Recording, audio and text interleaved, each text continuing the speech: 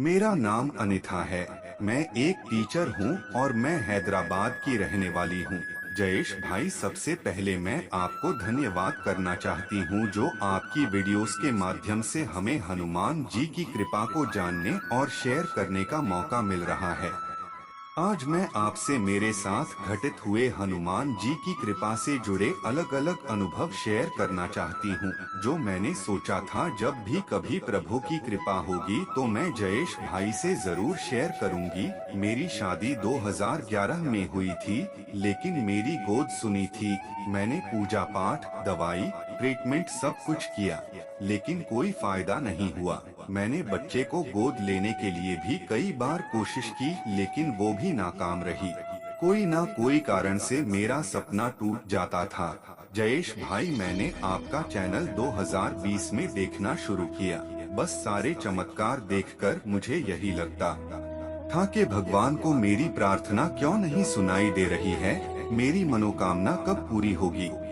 फिर एक दिन मेरी बहन ने मुझसे कहा कि 21 दिन का संकल्प लेकर हनुमान जी को पूरे विश्वास के साथ प्रार्थना कर, वो जरूर तेरी मनोकामना पूरी करेंगे। मेरी बहन हनुमान जी को बहुत मानती है। मेरी बहन के कहने पर मैंने शनिवार के दिन संकल्प लिया। सुबह उठकर पूजा करके प्रभु को भोग लगाकर घी का दीपक लगाकर पहले राम स्तुति फिर 7 बार हनुमान चालीसा का पाठ किया। संकल्प के एक हफ्ते बाद मुझे सपना आया जिसमें एक लंबे कद काठी वाले आदमी जो सफेद वस्त्र धारण किए हुए थे, वो मुझे अपनी आंखों में देखने को कह रहे थे। उनका तेज और रोशनी इतनी थी कि मैं नहीं देख पा रही थी। फिर उन्होंने मुझे सारंगपुर आने को कहा और अंतर्ध्यान हो गए।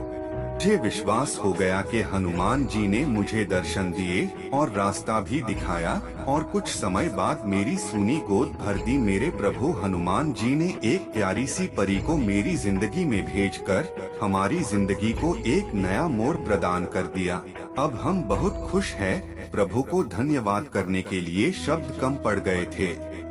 फिर 3 महीने के बाद मैंने फिर से 21 दिन का संकल्प लिया।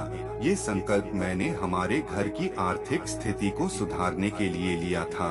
वो भी मेरे प्रभु के आशीर्वाद से पूरा हुआ। मेरे पति की सैलरी कोरोना की महामारी के कारण 2 साल से बढ़ नहीं रही थी, लेकिन प्रभु ने मेरी विनती सुन ली और संकल्प के एक हफ्ते में उनकी सैलरी बढ़ाने की न्यूज मिली।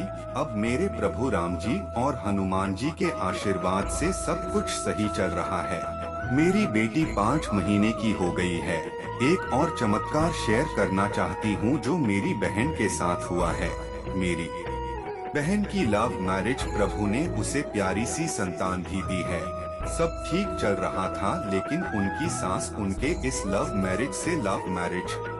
हमें ये मालूम पड़ा था कि उनकी सासू माँ बहुत ही स्ट्रिक्ट है, और ये लव मैरिज होने के कारण वो मेरी बहन से बात तक नहीं करते थे। फिर मेरी बहन ने सब ठीक करने का प्रभु के सामने संकल्प लिया कि उनकी सासू माँ मेरी बहन को स्वीकार ले। संकल्प पूरा होने के बाद उनका परिवार 10 दिन के लिए उनकी सासू माँ के घर विजाग गए। मेरी बहन के साथ उनकी सासू माँ का बर्ताव कुछ ऐसा था मानो माँ और बेटी जैसा।